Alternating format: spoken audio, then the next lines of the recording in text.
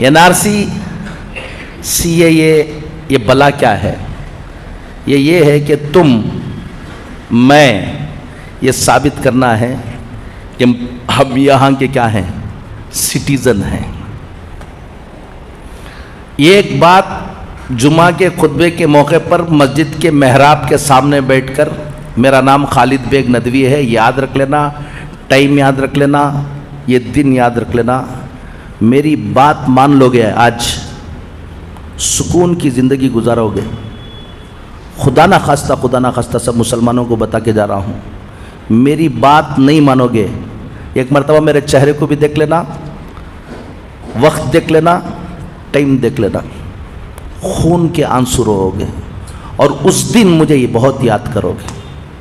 उस दिन मुझे क्या करोगे? बहुत याद करोगे। कोई मौलवी साहब आया था, उसकी बात मान लेते तो आज हमको ये मुसीबत नहीं थी। बोलकर सीएए और एनआरसी, हमारा मिजाज क्या है? मिजाज ये है, अब आ जाए वो बाहर, एनआरसी बोलते ही सब भागम भाग करते रहते, और रत्ती खामोश हो जाए तो पूरे खामोश हो जाते हैं। आप लोगों को हम बता रहे हैं, कोविड से पहले एनआरसी लागू होने जा रहा था। कोविड हिंदुस्तान के अंदर मुसलमानों के लिए रहमत साबित हुआ, आप समझ लो, वरना डिटेंशन सेंटर्स ये सब तैयार हो चुके थे। आसाम में ये मुसीबत आ चुकी थी, 40 लाख लोग वहां पर मुसीबतों में क्या थे, मुब्तला थे। उसको पूरे हिंदुस्तान के अंदर लाने की क्या की गई, साजिश की गई। बुजुर्गों की दुआएं, कुछ नौजवानों की मेहनत, और ये सब मिलाकर उसी वक्त अप्रैल में वो लागू करने जा रहे थे। 2 महीने पहले कोविड शुरू हो गया, तो ये मामला क्या हो गया? अगर आप समझेंगे कि ये पीछे रह रहा है, तो आपको बता रहा हूं ये फिर शुरू हो रहा है। मिल्लत के लोग उस सिलसिले में क्या फैसला करेंगे, इज्तिमाई तौर पर जो करेंगे, उस मसले में आप इज्तिमाई तौर पर उनके साथ रहो। लेकिन ये एक बात मैं बता रहा हूं, एनआरसी, सीएए, ये बला क्या है? ये है कि तुम, मैं, ये साबित करना है कि हम यहाँ के क्या हैं, सिटीजन हैं। ये एक बात जुमा के खुतबे के मौके पर मस्जिद के मेहराब के सामने बैठकर, मेरा नाम खालिद बेग नदवी है, याद रख लेना, टाइम याद रख लेना, ये दिन याद रख लेना, मेरी बात मान लोगे, आज सुकून की ज़िंदगी गुजारोगे। खुदा ना खास्ता सब मुसलमानों को बता के जा रहा हूँ, मेरी बात नहीं मानोगे, एक मरतबा मेरे चेहरे को भी देख लेना, वक्त देख लेना, टाइम देख लेना, खून के आंसू रोओगे और उस दिन मुझे ये बहुत याद करोगे। उस दिन मुझे क्या करोगे? बहुत याद करोगे। कोई मौलवी साहब आया था, उसकी बात मान लेते तो आज हमको ये मुसीबत नहीं थी। बोलकर बात क्या मान लेना? बोलो, सीएए आता है या नहीं आता, छोड़ दो, सीएए एक अलग चीज़ है। एनआरसी आती है या नहीं आती, इसको छोड़ दो। अपना कि तुम सिटीजन हो यहाँ के, इसका डॉक्यूमेंट्स बना के रखना। एक तहरीक चली, डॉक्यूमेंट नहीं दिखाओ बोलकर, ठीक है नहीं दिखाएंगे, वो जो पूरी मिल्लत मिलकर जो बोलेगी वो करो, हम डॉक्यूमेंट नहीं दिखाएंगे, रहा तो नहीं दिखाएंगे। रखले को बोलना, सो मेरे पास है लेकिन क्या नहीं करूंगा, है ही नहीं है तो नहीं दिखाओगे क्या? अल्लाह का फजल है, एक बड़ी तादाद ने अपना डॉक्यूमेंट्स क्या कर लिया, इस दौरान बना लिया। एक अच्छी बात यह हुई कि मौका मिल गया और अल्हम्दुलिल्लाह डॉक्यूमेंट बना लिया। आज के जुमा में 15 मिनट में तुम्हें सिटीजन, तुम यहां के सिटीजन हो, इसकी क्या प्रूफ है? कल एक पुलिस वाला पकड़ता है आपको और कहता है छोड़ो एनआरसी नहीं आए, कल पकड़ कर कहता कि तुम यहां के सिटीजन नहीं हो, तो तुमको क्या दिखाना है, क्या प्रूव करना है? एनआरसी आने के बाद प्रूव करने का नहीं, आज कोई तुमको पकड़ कर कहता है कि तुम हजरत किसके बाप की हिम्मत के मुझे पकड़े, ये सब डायलॉग छोड़ डालना। आसाम के अंदर मिलिट्री में काम करके मिलिट्री से रिटायर्ड आदमी की सिटीजनशिप नहीं मिली, उसको प्रूव करना पड़ा, रोते हुए घूमता रहा। सिटीजनशिप एक्ट ये 1955 में बना। कब बना भाई? रत्ती याद रख लो सब लोग। सिटीजनशिप एक्ट 26 जनवरी 1950 में हमारा कॉन्स्टिट्यूशन बना, दस्तूर बना। उसमें सिटीजन चाहे यहां का सिटीजन कौन होगा उसके बारे में तफसील नहीं थी। 5 साल के बाद पार्लियामेंट में सिटीजनशिप एक्ट 1955 पास हुआ। आप अगर कॉन्स्टिट्यूशन को जाकर देखोगे तो एक्ट नंबर 5 to 11, कौन सा? आर्टिकल 5 to 11, ये कौन सा है? सिटीजनशिप एक्ट पर है कि सिटीजनशिप के बारे में है क्या क्या यहां का शहरी कौन होगा। फिर उसके बाद 4 मर्तबा उसमें अमेंडमेंट आया। 1955 के बाद कितनी मर्तबा आया भाई? 4 मर्तबा आया। एक मर्तबा आया 1986 में, एक मर्तबा आया 1992 में, एक मर्तबा आया 2003 में, क्या आखिर में दिसंबर 2003 में, और एक मर्तबा आया मनमोहन सिंह के जमाने में 2005 में। ये 4 मर्तबा उसमें अमेंडमेंट हुआ। जब 1995 में सिटीजनशिप एक्ट आया तो उस वक्त किसको सिटीजन माना जा रहा था? उस वक्त का आदमी, अगर कोई शख्स 26 जनवरी 1950 से पहले पैदा हुआ है, बहुत से बूढ़े होंगे यहां पर जो कब पैदा हुए हैं?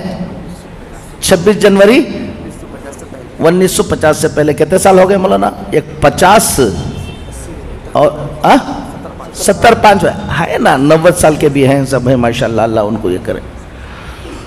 तो जो लोग 26 जनवरी 1950 से पहले पैदा हुए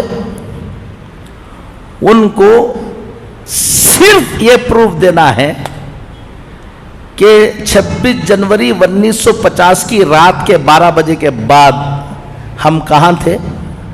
इंडिया में थे। देखो ये काफी है।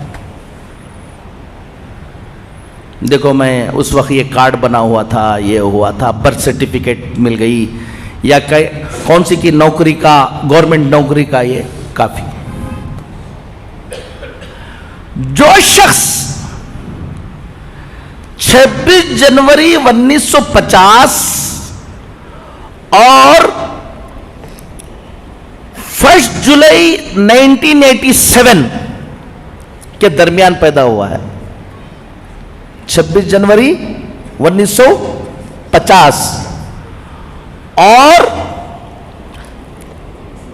1 जुलाई 1987 के दरमियान जितने लोग पैदा हुए उनको सिर्फ अपना सिटीजन होने को, कि मैं यहां था, इसका प्रूफ दे देने से उन्हें क्या हो जाएगा, यहां का शहरी हो जाएगा। क्लियर? प्रूफ क्या देना है बाद में बताऊंगा। जो बच्चा 1 जुलाई 1987 के बाद पैदा हुआ और 3 दिसंबर 2004 से पहले, समझ में आई बात? 1 जुलाई 1987 के बाद पैदा हुआ 12 बजे के बाद, और 3 दिसंबर 2004 से पहले पैदा हुआ, उन्हें सिर्फ अपना क्या दिखाया, देखो मैं इंडिया का क्या हूं, शहरी हूं, मेरे पास ये प्रूफ है, तो उसको सिटीजन नहीं माना जाएगा। उसको क्या नहीं माना जाएगा? उन्हें अपने फाइल के साथ अपने बाप, उसका बाप भी सिटीजन है यहां का, या उसकी मां सिटीजन है यहां की, वो प्रूफ भी साथ लगा के रखना, तब जाकर इसका क्या होगा। आप 87 के बाद पैदा हुए या पहले पैदा हो गए? 86 में पैदा हुआ, आपका मसला हल हो गया। जितने भी आपके बच्चे जितने भी 87 के बाद पैदा हुए हैं 2004 से पहले, 3 दिसंबर 2004 से पहले, उनको क्या रखना है?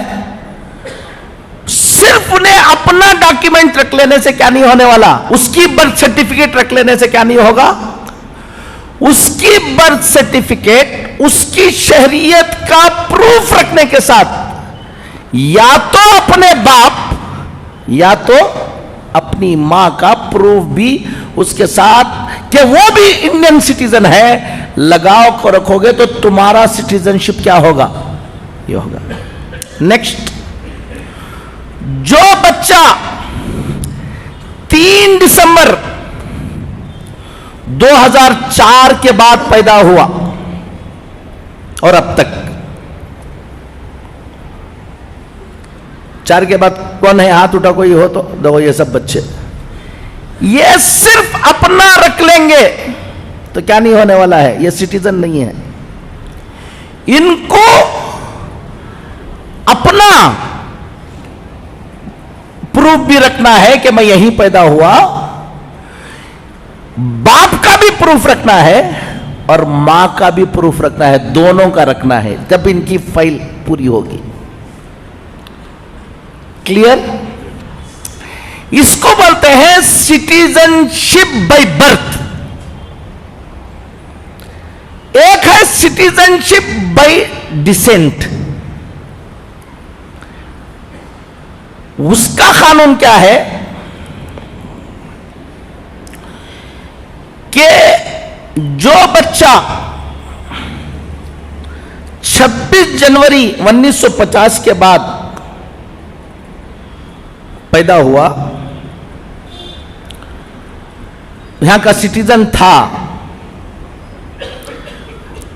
वो जाकर सऊदी में था या कहां था, अमेरिका में, किसी भी बाहर की कंट्री में उन्हें काम कर लेकर था, वहां एक बच्चा पैदा हुआ, उसको बर्थ कहां हुई, वहां हुई।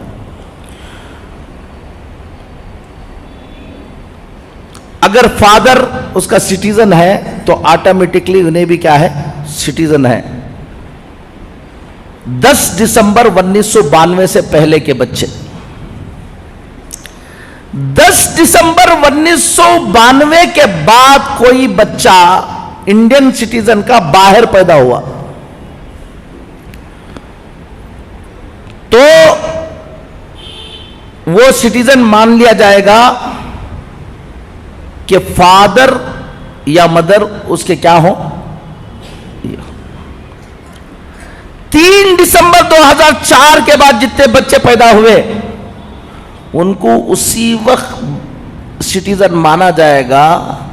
वहां सऊदी में पैदा हुआ, 1 साल के अंदर उस बच्चे के बारे में जाकर इंडियन डिप्लोमेटिक मिशन के अंदर उसका वहां पर क्या कराना, आप रजिस्ट्रेशन कराना। अगर रजिस्ट्रेशन करा के रहे तो वो बच्चा यहाँ का सिटीजन होगा, अगर रजिस्ट्रेशन नहीं करा के रहे तो आप तो क्या रहेंगे, इंडियन रहेंगे, वो बच्चा क्या नहीं रहेगा, इंडियन नहीं रहेगा। एक है सिटीजनशिप, इसको मैं छोड़ देता हूं आगे की। एक है सिटीजनशिप बाय रजिस्ट्रेशन। ये जो यहाँ के पहले से यहाँ पैदा नहीं हुए थे, फॉरेनर थे, इंडियन ओरिजिन के थे, उन्होंने दोबारा क्या लेना चाहते हैं, यहाँ पर सिटीजनशिप लेना चाहते हैं, उनके लिए सिटीजनशिप बाय रजिस्ट्रेशन, ये जो सीए आया है ना, उन्हीं के लिए आया है। उसमें सीएए में आया है कि अगर सिटीजनशिप नेचुरलाइजेशन, एक सिटीजनशिप रजिस्ट्रेशन, इसके लिए सीएए आया है। उसके अंदर यह है कि अगर अफगानिस्तान, पाकिस्तान, बांग्लादेश, इसके कोई भी आदमी आकर यहाँ रजिस्ट्रेशन लेना चाहता है, पहले से 10 साल या 12 साल का शरायत है, वो सिख होगा, जैन होगा, बुद्धिस्ट होगा और हिंदू होगा, तो उसको हम क्या दे देंगे, सिटीजनशिप दे देंगे। मुसलमान होगा तो क्या नहीं करेंगे, नहीं देंगे। यही सीएए है। मैं आपको यह सीएए इस वक्त थोड़ा सा पेचीदा है, जल्दी ख़त्म करना है इसको, इसमें आता हूँ। अब आपको करना क्या है, आसाम में हुआ क्या मसला सुन लो, बोलता हूं। आसाम में डॉक्यूमेंट सबके पास था, कुछ लोगों ने घमंड किया यही, अरे सालों से हम यहां हैं, कौन हम ना, ये सब दुनिया में होता क्या बोलकर बाद में रोते हुए घूमे। लेकिन एक बड़ी तादाद के साथ क्या हुआ, जो नाम की स्पेलिंग है, एक डॉक्यूमेंट में एक स्पेलिंग थी, एक डॉक्यूमेंट में एक स्पेलिंग थी, यही स्पेलिंग वालों की तादाद एक 10 लाख की थी। समझ लो आप। हमारा हाल यह है कि हमारे डॉक्यूमेंट बहुत खराब हैं। इस मसले गौर से सुन लो, ये आ रहा, इसलिए बोला मुझे बहुत याद करोगे बोलकर। तुम्हारी प्रॉपर्टी है, खरीदा है, उस प्रॉपर्टी के अंदर तुम्हारे नाम की स्पेलिंग दूसरी है, और तुम्हारे जो सिटीजनशिप के लिए जो तुम्हारे पास क्या है, पेपर है, आधार कार्ड, पासपोर्ट, इसके अंदर स्पेलिंग क्या है, दूसरी है। तो गौर से सुन लो, वो प्रॉपर्टी तुम्हारी नहीं है। गौर से सुन लो कि वो प्रॉपर्टी क्या नहीं है, तुम्हारी नहीं है। रजिस्ट्रेशन करने जाओगे तो रजिस्ट्रेशन नहीं होगी, फिर वो प्रॉपर्टी चली जाएगी हुकूमत को। क्या बोला ना आपको, इसके सामने क्या मेंबर के सामने ऐसा ऐसा छोड़ रही तुम अगर को बोले तो खून के आंसू रहोगे। मैं इसका माहिर हूं, ये भी बता रहा हूं। मैं जजेस के साथ, हाई कोर्ट जजेस के साथ, सुप्रीम कोर्ट जजेस के साथ बैठकर ये कानून पढ़ा हुआ हूं। सबसे पहला काम, कमाओगे क्या, ये करोगे क्या, वो सब बाद में करो। आज मैं बोल कर जा रहा हूं, आइंदा जुम्मा तक सीधा जाकर अपने घर के सब के डॉक्यूमेंट निकालो, स्पेलिंग देख लो। अभी भी टाइम अल्लाह ने दिया है। जब लागू होकर अब जहां 1000 रुपए में, 2000 रुपए में तुम्हारा क्या बन जाएगा, डॉक्यूमेंट बन जाएगा। नहीं करा लोगे तो आसाम के अंदर एक डॉक्यूमेंट बनाने 5-5 लाख, 10-10 लाख रुपए ऑफर किया, नहीं हो पाया। सिटीजनशिप के लिए सबसे ऑथेंटिक डॉक्यूमेंट वो बर्थ सर्टिफिकेट है, याद रख लो। क्या रखे, बर्थ सर्टिफिकेट।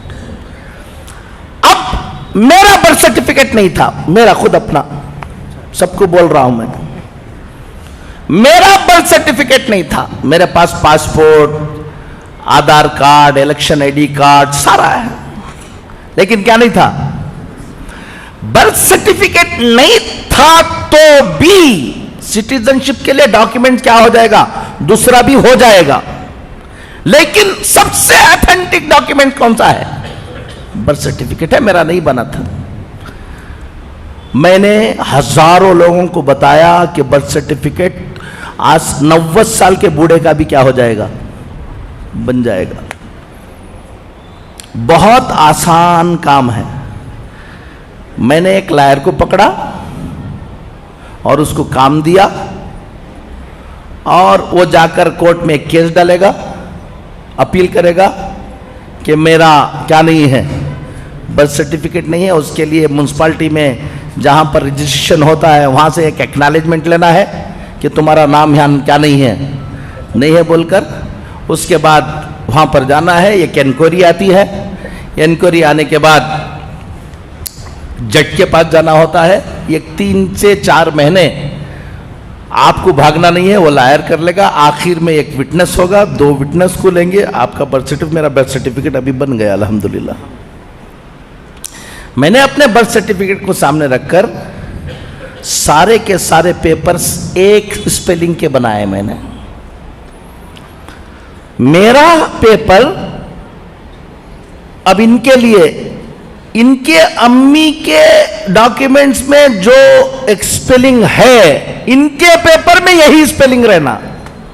इनके अब्बा के डॉक्यूमेंट्स में जो स्पेलिंग है वही स्पेलिंग किसके रहना, इनके रहना। फिर उसके बाद प्रॉपर्टी को तुम मैच करना, तो उस प्रॉपर्टी को तुम्हारे स्पेलिंग ठीक नहीं है तो तित पोटी करा लेना, नहीं तो डॉक्यूमेंट्स में क्या प्रॉपर्टी के मुताबिक क्या बना लेना। तुम्हें ये करना, एक काम तो ये कर लेना। अब अपना मोहल्ले के जिम्मेदारों को मैं ये कहता हूं, हम लोगों ने लाखों लोगों के डॉक्यूमेंट बनाए अल्हम्दुलिल्लाह पूरे मुल्क में। जब हम लोग बना रहे थे कुछ लोगों ने ऐलान कर दिया डॉक्यूमेंट नहीं दिखाएंगे। अरे भाई नहीं दिखाओ भाई, मैं भी नहीं दिखाऊंगा, लेकिन बना को तो रख लेना है।